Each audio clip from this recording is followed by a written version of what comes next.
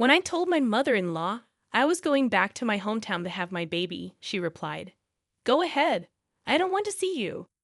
I felt relieved because I had been waiting for her to say that. I thought to myself, finally, I won't have to deal with her anymore.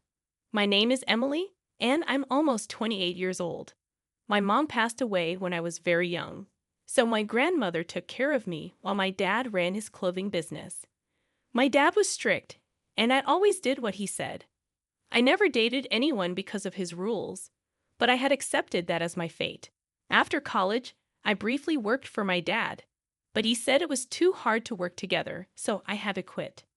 He didn't want me to work elsewhere either, but seeing my friends get jobs and start families made me want to work too. One night, I asked my dad if I could get a job. He simply said no without explaining why. I tried to reason with him, saying I needed to gain experience in society, but he shut me down. He insisted I stay at home.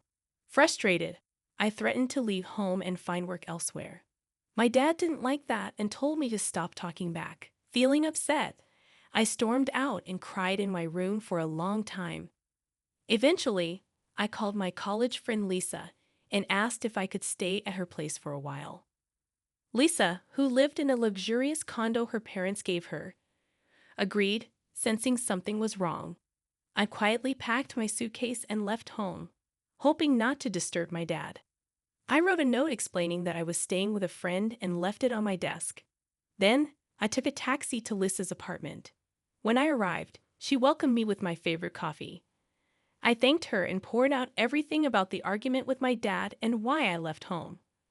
Lisa sympathized, saying I deserved freedom. It hit me hard that I had always followed my dad's orders without question, but now I longed for my own independence. Lisa agreed, saying it was normal to want to meet new people and have fun. She asked if my dad knew I was there, and I told her I left a note, but he didn't know any of my friends. Lisa suggested we go to bed since it was late, and she had prepared a separate room for me to sleep in.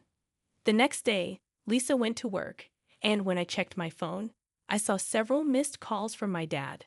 Feeling bad for worrying him, I sent him an email to reassure him that I was okay. Later in the evening, after Lisa finished work, she invited me to join her for a drink. Excited but inexperienced with socializing over drinks, I agreed to go out. When I got to the meeting place, I found Lisa waiting with two men. She introduced them, pointing to her boyfriend first, then to the single man, Max. With a warm smile, Max introduced himself, and our relationship began. Max worked at a small company in the clothing industry. At first, I wondered if Max's company was similar to my father's, but I quickly pushed the thought aside. Max's family situation was different from mine. He only had his mother around, but he didn't elaborate, and I didn't pry. One day, Max expressed his desire to meet my father, but I wasn't ready to go back home yet, despite exchanging emails with my dad. Instead, I suggested meeting Max's mom. He eagerly agreed, even suggesting we could visit her that very day. Wanting to bring a gift, I stopped by a bakery for a cake, knowing Max's mom appreciated such gestures. As it turned out, my mother-in-law not only appreciated gifts, but also became irritable if not presented with one. When we arrived at Max's house, his mother greeted us at the door, having received a message from him. She immediately questioned me about my life, expressing skepticism about my employment status and implying I lived a privileged life. I explained about my deceased mother and my father's job, but she dismissed my responses. Max, sensing the tension, urged us inside, asking if I had brought anything. Feeling rushed, I handed over the cake, apologizing for its simplicity. My mother-in-law snatched it from me, making a sarcastic remark before accepting it.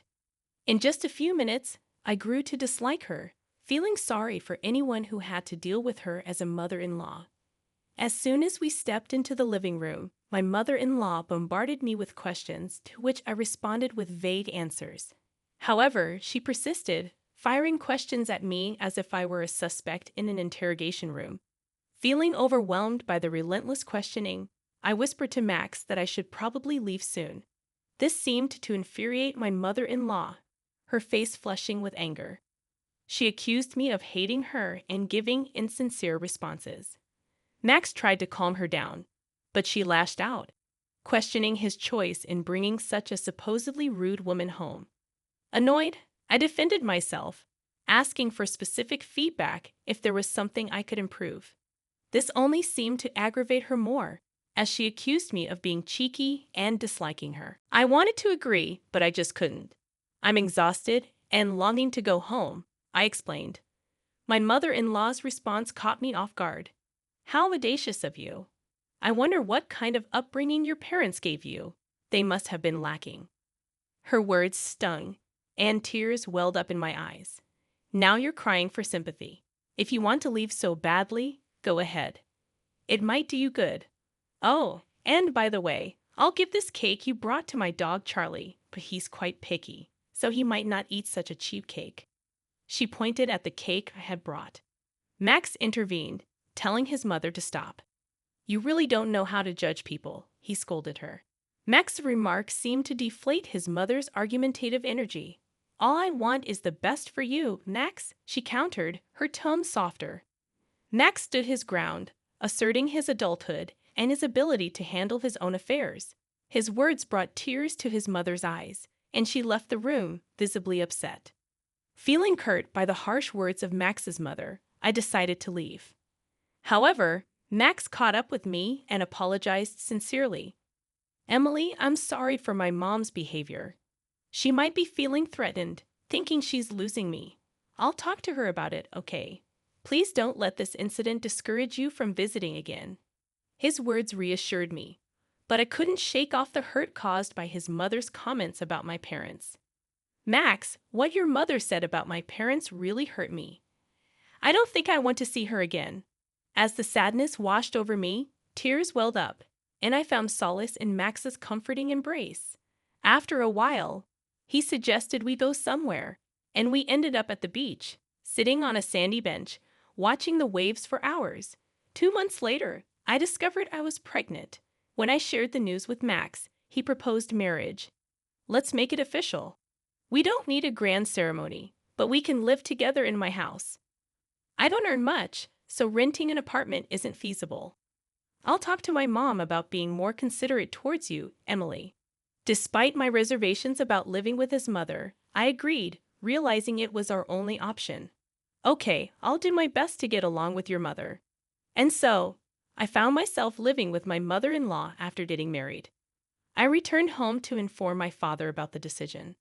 His face lit up with joy when he spotted me. It's wonderful to see you looking so well. We've been in touch, but it feels like ages since our last meeting.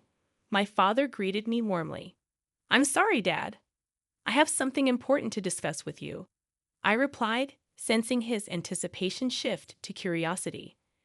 I proceeded to share the news of meeting Max, my pregnancy, and our plan to marry. My father listened intently, his expression unreadable.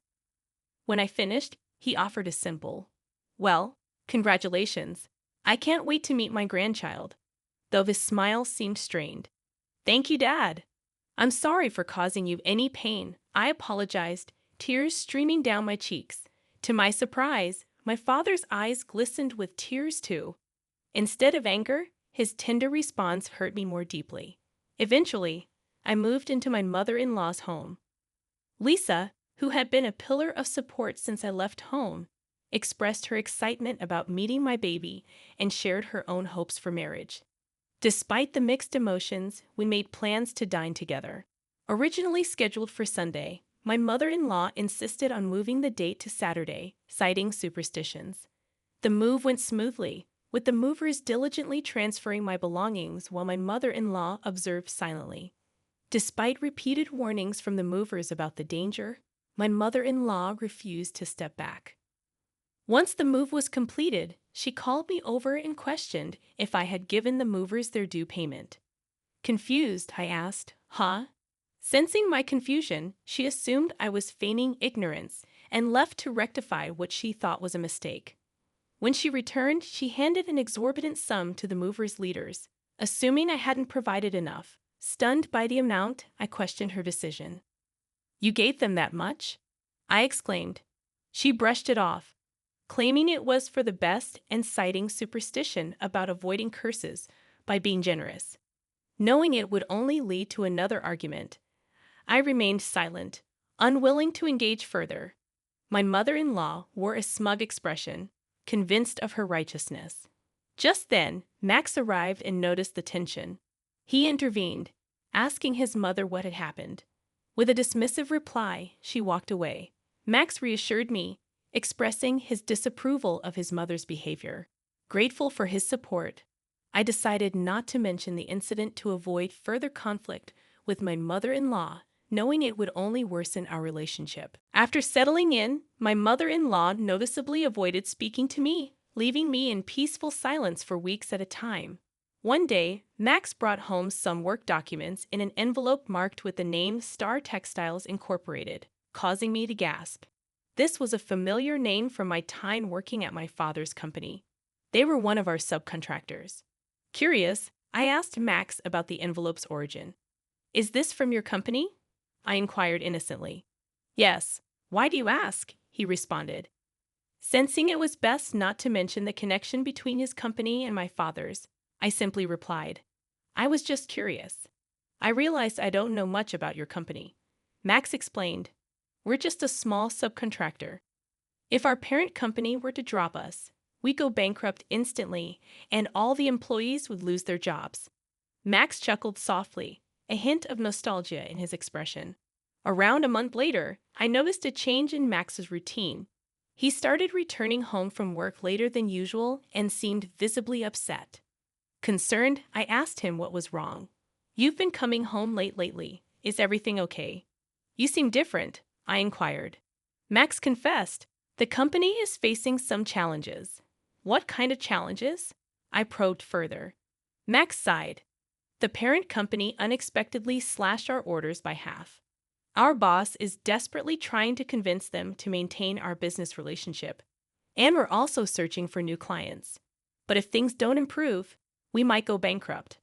As I listened to Max's worries, I considered asking my dad for help. However, I knew my father's strict principles wouldn't allow him to assist a business partner based on personal feelings alone. It seemed like many of the company's partners were facing similar hardships. I disclosed to Max that my father's company was the parent company of his. Initially surprised, Max pleaded with me earnestly, his eyes gleaming with hope. "Emily, please implore your father not to cut ties with us," he urged. Regretfully, I explained, "Max, my father is firm when it comes to business. Personal matters wouldn't influence his decisions." Desperate, Max persisted. "Could you at least try?" Reluctantly, I agreed, knowing it likely wouldn't sway my father. Yet Max knelt before me, tears in his eyes, begging for help. "Please, I beg you," he pleaded. Frustrated, I implored him to stop, but I promised to speak to my father nonetheless. As Max lifted his head, tears of relief streamed down his face. That night, I called my father and relayed Max's plea. Surprisingly, my father agreed to help. "So, Max works for Star Textiles Incorporated? Then I must assist them," he stated. I was taken aback, expecting him to decline outright due to his strict business principles. However, he outlined two conditions. First, he would continue business with Star Textiles but wanted Max to join his company. Second, he requested that both Max and I move in with him. Puzzled, I questioned his motives for wanting us to live with him. "Uncomfortably," my father admitted. "I just want my daughter close by." I accepted his conditions but sought clarification on why he had decided to reduce dealings with Star Textiles initially. He explained that a new company had offered an enticing proposal, prompting the shift in partnerships. Upon conducting some research, we discovered that the new company my father intended to partner with had a history of unfulfilled promises, prompting us to reconsider the deal. So, Star Textiles would have been fine even if I hadn't intervened? I asked, amused by the irony. "Maybe," my father chuckled, and I couldn't help but laugh along. After hanging up, I promptly informed Max of my father's conditions. He sighed with relief at the news that Star Textiles was no longer at risk, but expressed hesitance about joining my father's company. It's difficult for me to leave Star Textiles, Emily. I've built strong bonds there, and am unsure about starting anew, he admitted. Respecting his decision, I relayed his sentiments to my father, who acknowledged Max's dedication and allowed him to remain at Star Textiles. However, he remained firm about us moving in with him. Delighted by my father's decision, I cautioned Max not to disclose my father's involvement to his mother, knowing she would disapprove. He agreed, understanding the importance of keeping it a secret. Weeks later, as the time for our child's birth approached, I made the decision to return home. Despite having only my father and grandmother there, it felt preferable to staying with my mother-in-law. Waiting for the opportune moment when my mother-in-law was occupied with her afternoon tea, I approached her to break the news. Mother-in-law, regarding my childbirth, I've chosen to go back home. It's just my dad and my active grandmother there, I explained calmly. Her response was as expected, filled with disdain and resentment. By all means, go back. I don't want to see your face, she spat out. Unfazed by her reaction, I assured her, you won't have to see me anymore. Max will soon be moving in with my parents as well. Her confusion was palpable as she questioned my decision. Max is too busy with work to move, I reassured my mother-in-law, trying to ease any tension. Just then, Max entered and excitedly informed his mother, Mom, everything is going to be fine with the company now. Emily helped me out. Confused, she asked, what are you talking about? Max explained, Emily's dad is the owner of the parent company of the company I work for. Shocked, my mother-in-law's demeanor changed as she turned her attention to me. Emily, I had no idea you were connected to Max's company in that way. I've been terribly rude to you, she admitted, bowing deeply. It's all right now, I replied, trying to diffuse the tension. However, she surprised us all by requesting to live with my parents as well.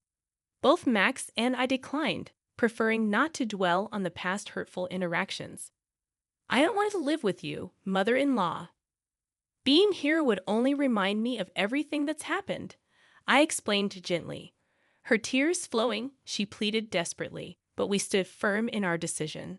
Months later, we decided to visit my mother-in-law's house, only to find it empty and eerily quiet. Concerned, Max called out for his mother, receiving no response. As we searched the house, we found her emaciated and frail, lost in her own world. Despite our attempts to engage her, she remained silent, focusing only on the cake we had brought. As she devoured it hungrily, I couldn't help but think, well, mother-in-law, you brought this on yourself.